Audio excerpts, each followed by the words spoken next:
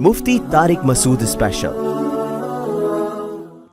अबे हमें देखो कितने कॉन्फिडेंटली हम इन आमिलों को पुकारते हैं यार। मैंने शुभ सरकार से गले मिला मैं कि बहरहाल इंसानियत के नाते जब कोई मिलता है तो आप मिलते हैं, मैंने कहा एक फूंक हम पे भी लगा दो यार। शुभ सरकार का अच्छा कमाल है, दोनों हंस रहे थे। मुझे हंस इसलिए रहा था कि ये हो क्या रहा है, व्हाट्स गोइंग ऑन। किस यानी दो 180 डिग्री आपस में क्या कर रही हैं, मुलाकात कर रही हैं। तो मैंने कान में कहा एक फूंक हमारे भी लगा दो यार। तो हाँ, शुभ सरकार आगे क्यों बैठी थी तो मैं बताना ही भूल गया। ये तो मैं भूल ही गया।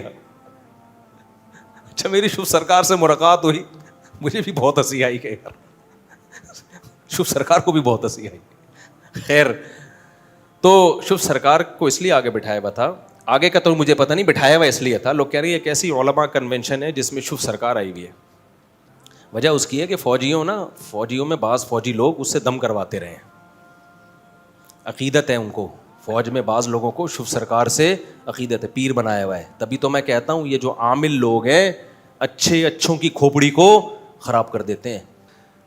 तो ये जो बड़े बड़े उलमा जो है ना, जब इन आमिलों से बेवकूफ़ बन जाते हैं तो वज़ीर आज़म का बेवकूफ़ बनना इन आमिलों से ये कोई अचंभे की बात नहीं है। और इसी तरह फ़ौज के बाज़ अफसरानों का बेवकूफ़ बनना कोई अचंभे की बात नहीं है। ये ऐसे कैप्चर करते हैं ना दिमागों को। तो अब फ़ौज में इतने असर रसूख इस आदमी ने बना ली है, इस मोहतरम साहब ने, दम कर करके उनके जिन चुड़ैल भूत भगा भगा के, तो वो एक असर है। अब वो इकरारुल हसन आहिस्ता आहिस्ता वो असर क्या करेगा, निकालेगा इंशाअल्लाह। काफ़ी हद तक तो निकाल दिया है। तो इनके बहुत ही इनके होते हैं, बस हम पे असर नहीं होता, बस अल्लाह का बड़ा फजल है। आर्मी चीफ तो नहीं, मुझे नहीं पता आर्मी चीफ का क्या हाल है, मैं इस पर तबसरा नहीं करूँगा। लेकिन जो फ़ौज के बहुत सारे ऑफिसर्स ऐसे हैं जो शुभ सरकार को समझते हैं कि ये बहुत पहुंची हुई सरकार है। तो ये दिमाग ख़राब हो गया है उन अफसरों का, और कुछ भी नहीं है।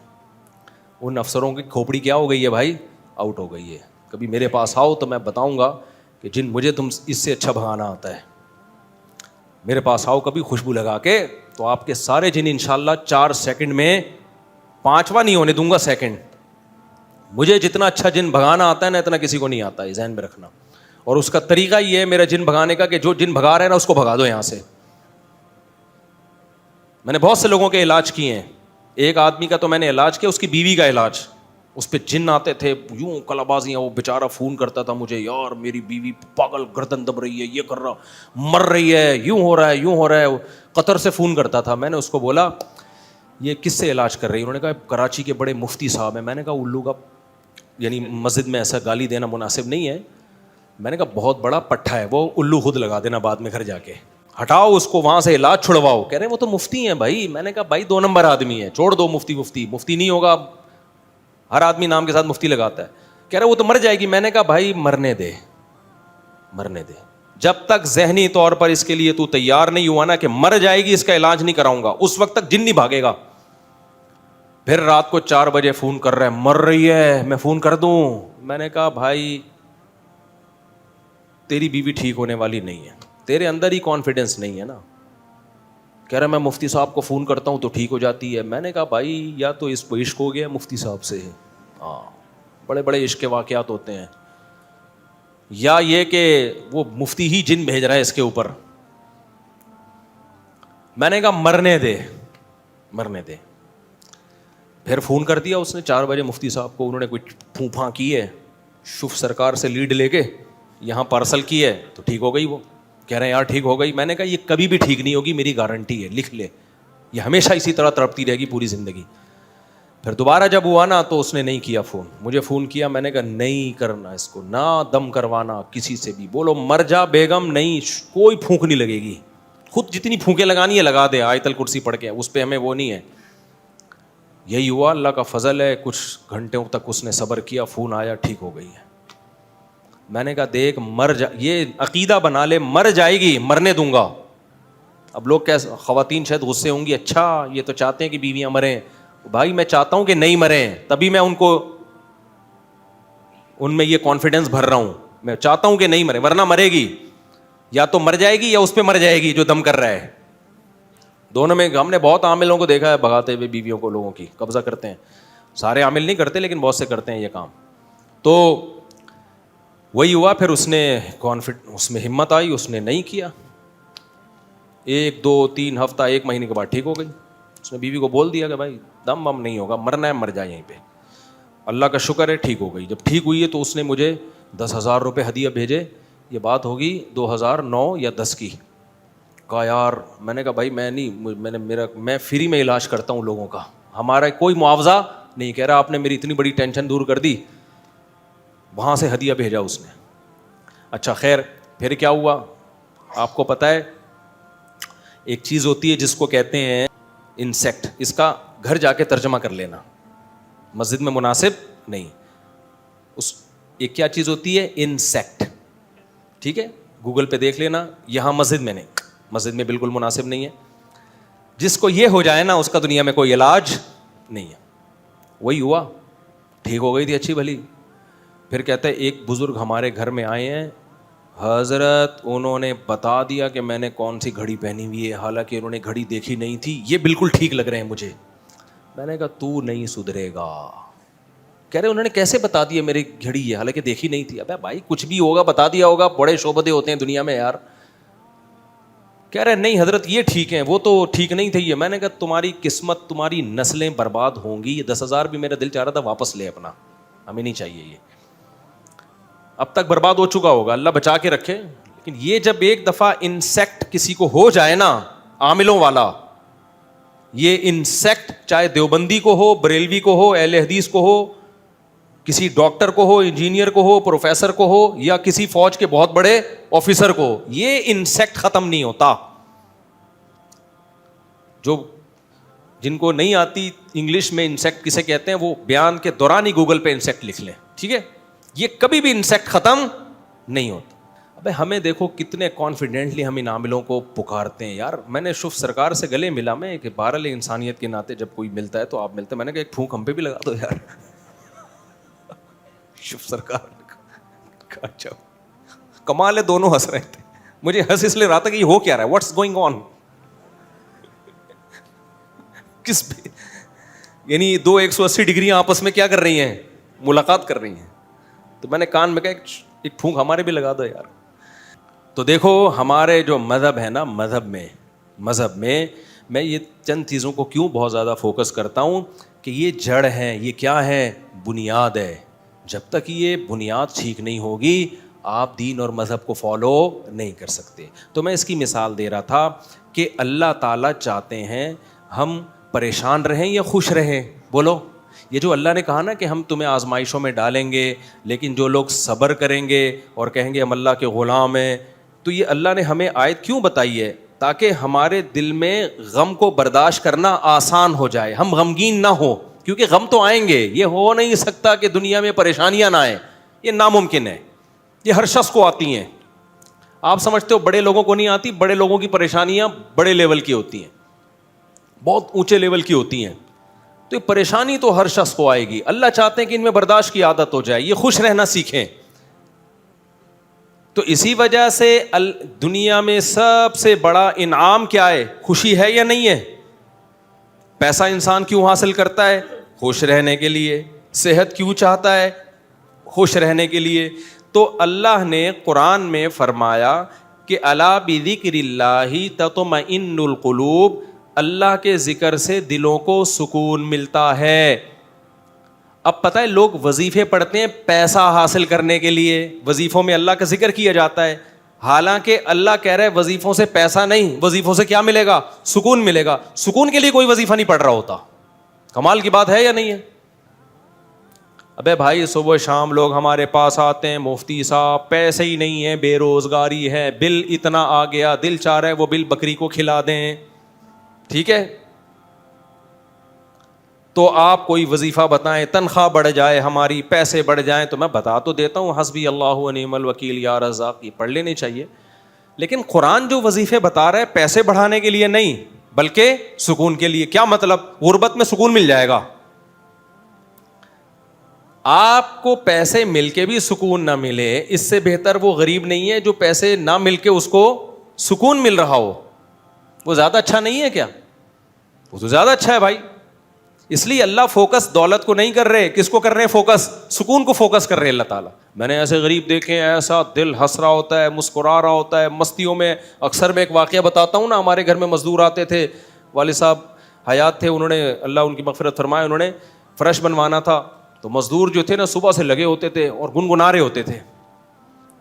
مزدوروں کے گانے بھی آپ کو پتہ ہے پرانے زمانے کے ہوتے ہیں, گنگنا رہے ہوتے تھے اور وہ لگے ہوئے ہوتے تھے نا. شام کے وقت جب وہ پلستر کر رہے تھے فرش میں, تو میں تھا, میری عمر ہوگی 20-22 سال.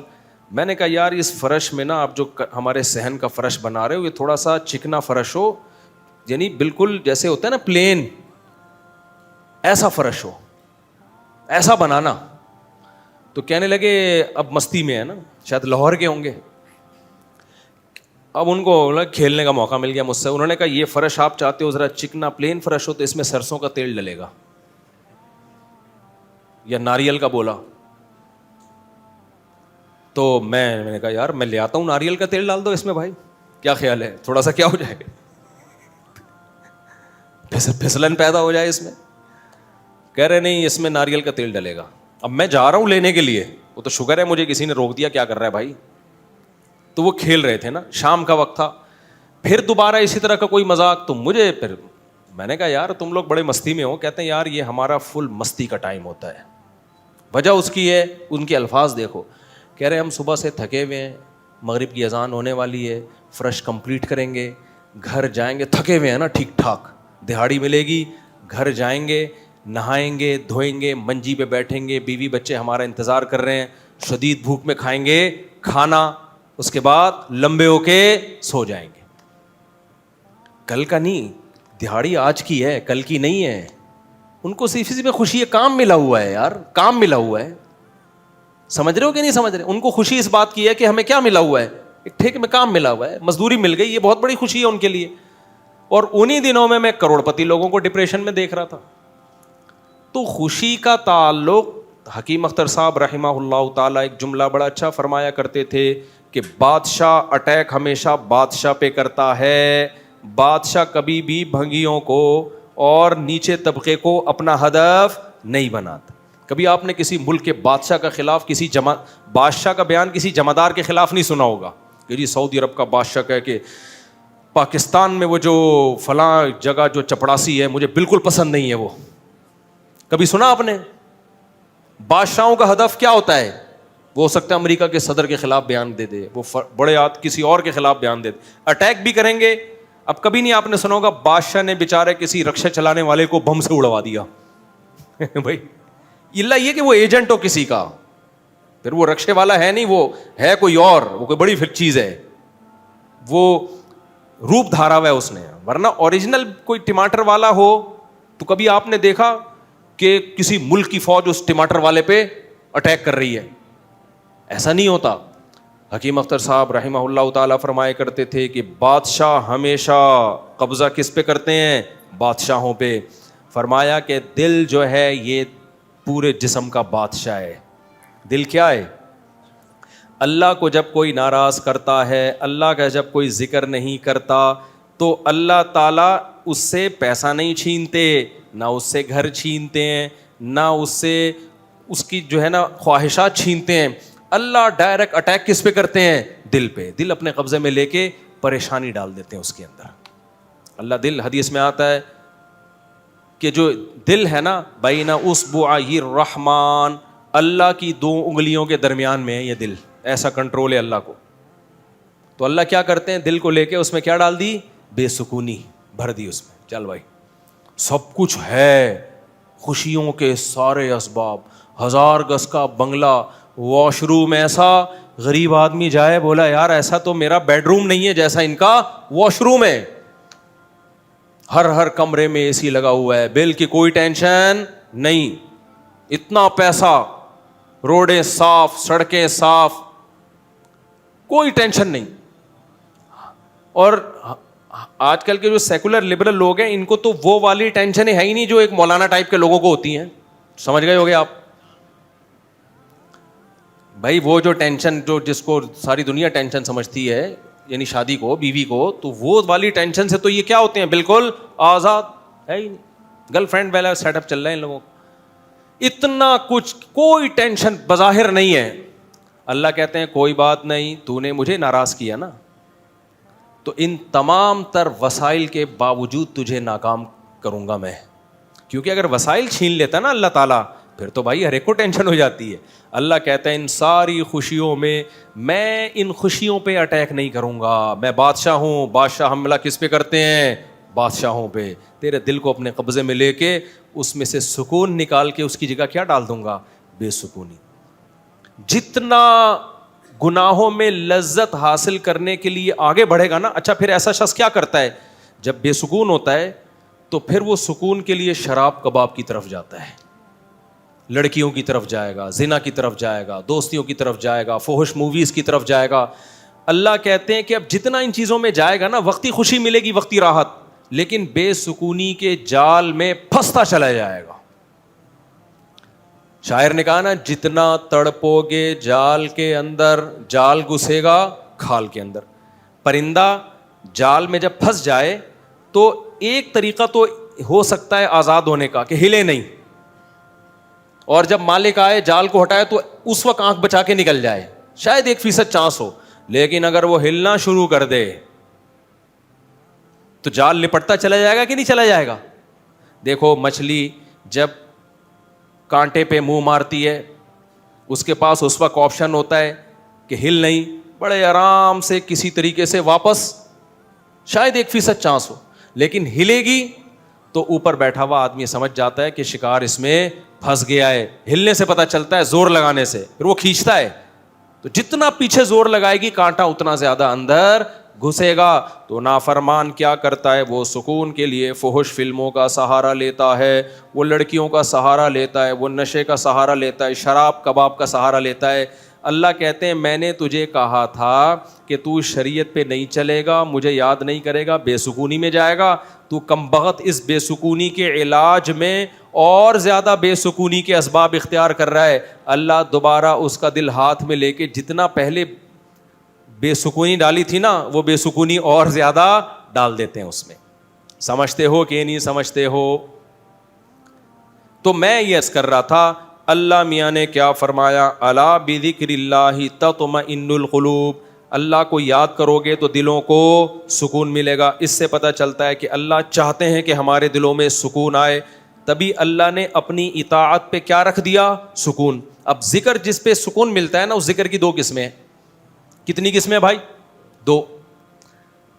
کچھ کام نہ کرنا یہ بھی ذکر ہے, ذکر کہتے ہیں یاد رکھنے کو, اور کچھ کام کرنا یہ بھی کیا ہے؟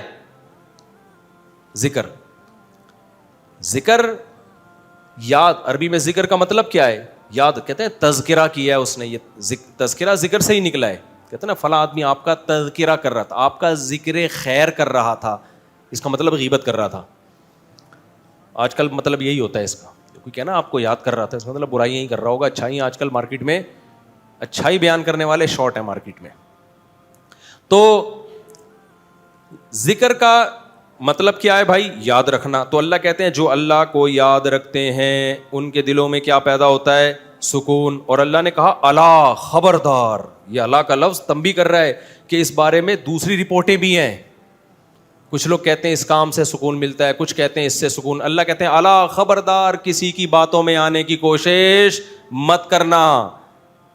یہ اللہ کا لفظ جو ہے نا, یہ اس لیے لگا دیا, خبردار, یہ ساری فیک نیوز ہیں, یہ سب پروپیگنڈا ہے. دل میرے ہاتھ میں ہے تو سکون بھی کس کے ہاتھ میں ہوگا؟ میں جو چاہوں اس میں ڈال دوں. سکون ایک ایسی چیز ہے اپنے اختیار سے کبھی آتی نہیں ہے. آپ خوش رہنے کی کوشش کرو تو تھوڑا سا کچھ اسباب اختیار کر لو گے, اس سے زیادہ نہیں ہوگا. جن لوگوں نے خوش رہنے پر کتابیں لکھی ہے نا, ان میں بہت سے خودکشی کر کے مرے ہیں. سمجھ رہے ہو؟ کتابیں لکھ گئے کہ خوش ایسے رہتے ہیں. کتاب لکھ کے جب وہ چلی نہیں مارکیٹ میں تو اسی سے ڈپریشن میں چلے گئے. وہ یار یہ چل کیوں نہیں تھی مارکیٹ میں, کیا خیال ہے بھائی, یہ بک کیوں نہیں رہی, اتنی محنت سے ہم نے لکھی ہے. اسی سے کیا ہو گئی ان کو؟ ڈپریشن ہو گئی. خوشی پہ ورک شاپ کرنی تھی, پبلک ہی نہیں آئی, اسی سے ٹینشن میں چلے گئے. یار پبلک تو ہے ہی نہیں, سارے پیسے ضائع ہو گئے. تو وغیرہ وغیرہ بہت سارے مسائل ہیں لوگوں کے ساتھ بھائی, سب کے ساتھ ہی ہوتے ہیں. تو اللہ میاں نے کہا کہ یہ دل کسی موٹیویشنل اسپیکر کے ہاتھ میں نہیں ہے. آج کل گورے بہت ورکشاپس کروا رہے ہیں نا, خوش رہنا خوش رہنا. تو اللہ کہتے ہیں کہ دل اور دماغ یہ دو چیزیں کس کے کنٹرول میں ہیں؟ میرے. تبھی میں نے نیند پر اتوار کو بیان کیا, وہ لازمی سن لیے گا کہ نیند بھی کس کے کنٹرول میں ہے؟ اللہ کے. نیند کی گولی نیند کے اسباب پیدا کر دیتی ہے. ماہرین کہتے ہیں کہ سوتا آدمی اپنی طاقت سے ہی ہے, سلا کوئی نہیں سکتا آپ کو, کیونکہ دماغ آرڈر کرے گا نا سونے کے لیے دماغ کو, تو دماغ تھوڑی آرڈر کرے گا, دماغ کے اوپر کی کوئی چیز آرڈر کرے گی دماغ کو کہ آپ سو جاؤ.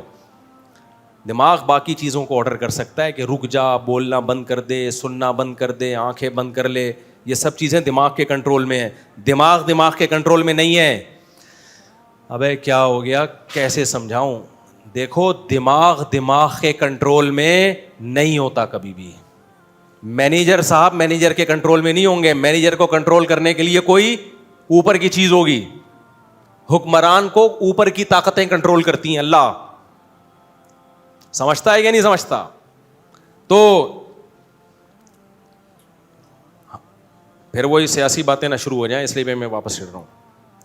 عوام بھی کنٹرول کرتی ہے بعض دفعہ بھی, جب بنگلہ دیش میں جیسے کیا ہے نا. خیر, تو اچھی خبر ہے الحمدللہ, بنگلہ دیش سے بہت اچھی نیوز آ رہی ہیں.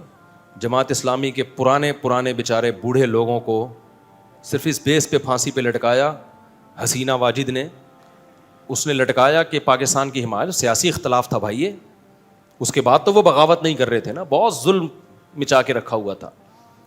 اچھا, اس پہ بنگلہ دیش میں جو انقلاب آیا اس پہ لوگ میرے بیانات پہ تبصرہ کر رہے ہیں. مفتی صاحب تو کہتے ہیں حکومت کے خلاف بغاوت جائز نہیں ہے. بھائی ہم مسلح بغاوت کے قائل نہیں ہیں. مسلح تلوار لے کے, عوام نے وہاں مسلح بغاوت نہیں کی ہے. مسلح بغاوت نہیں کی ہے عوام نے. پوری عوام جمع ہو گئی تھی. آپ کے ہاں تو عوام ہے, ابھی کیا میں بولوں, کراچی کی تو ماشاءاللہ عوام کو اللہ ہدایت دے. یہ اس ظلم کے خلاف نہیں دھرنا کر سکتے جو براہ راست ان کے اوپر ہو رہا ہے, جو قتل ہو رہا ہے نا کراچی کی گلیوں میں. گٹر وٹر پہ تو بیان ہم نے چھوڑ دیے, ابھی تو قتل و غارت پر بات کرو. جس طرح سے کراچی میں ڈاکوؤں کا راج ہے, بات بات پہ 5-5 ہزار کی خاطر بندہ قتل ہو رہا ہے. کراچی کی عوام اس پہ احتجاج نہیں کر رہی. یہ حسینہ واجد جیسی انقلاب کہاں سے لائے گی بھائی؟ اس لیے ہم کیا کریں, ہم مسلح اس کی بات کرتے ہیں, کیونکہ اگر مسلح بغاوت ہوگی پھر تو خون خرابہ ہوگا, بہت بربادی ہوگی, پھر کٹیں گے لوگ, مریں گے, نتیجہ پھر غیر جو طاقتیں ہیں وہ قبضہ کر لیں گی. اس کے ہم قائل نہیں ہیں. باقی عوام کا عوامی احتجاج وہ اس کا رائٹ ہے, اس کا حق ہے.